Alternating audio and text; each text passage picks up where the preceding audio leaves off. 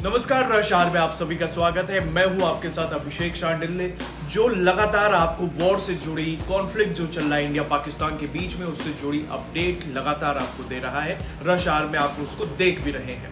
दोस्तों, आपने देखा कि किस तरीके से पाकिस्तान लगातार हिमाकत करते चला जा रहा है। जैसे पहलगाम पे उसने किया, शुरुआत किसने की?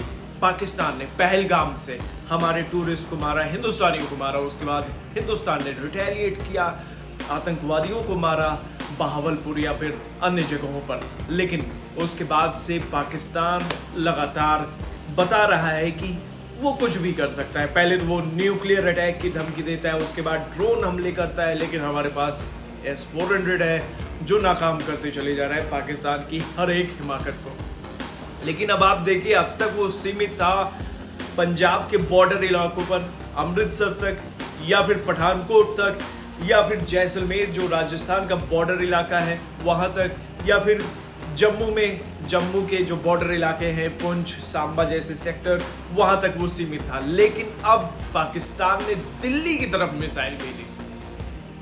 जी हाँ, आज सुबह की जो खबर है वो ये कि दिल्ली की तरफ उसने मिसाइल भेजी, लेकिन सिरसा में उसे नाकाम कर दिया गया क्योंकि S-400 तैनात है और भारतीय फौज लगातार अपने जोश और जज्बे के साथ पाकिस्तान को पलटवार तगड़ा जवाब दे रही है। लेकिन क्या, अब सवाल यह है, पाकिस्तान ने एक बड़ी हिमाकत कर दी है दिल्ली तक पहुंचने की।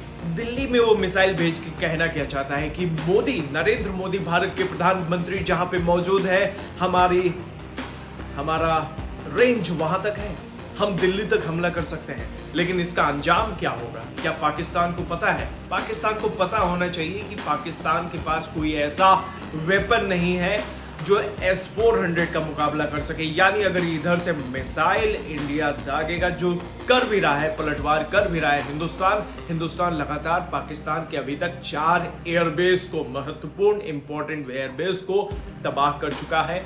यहाँ तक की खबरें ऐसी भी हैं कि सियालकोट से लेकर इस्लामाबाद या फिर अन्य जगहों पर भी भारत के मिसाइल पहुंचे हैं और वहां पे भारी नुकसान हुआ है। लेकिन इस बीच हमारा सवाल यह है कि प्रधानमंत्री नरेंद्र मोदी अब क्या करें?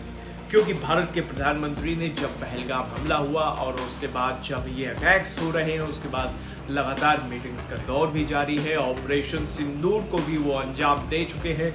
लेकिन पाकिस्तान जब एक बार फिर एक स्टेप करके वो आगे बढ़ रहा है, पहले वो टेररिस्ट अटैक करता है, उसके बाद वो ड्रोन हमले करता है, उसके बाद वो अब लेकिन अब सवाल यह है कि पाकिस्तान को इतनी हिम्मत कैसे आ रही है? हिम्मत मतलब वो पहले ड्रोन भेज रहा है। हालांकि मैं आपको एक चीज बताऊं कि ड्रोन भेजना कोई बड़ी बात नहीं है।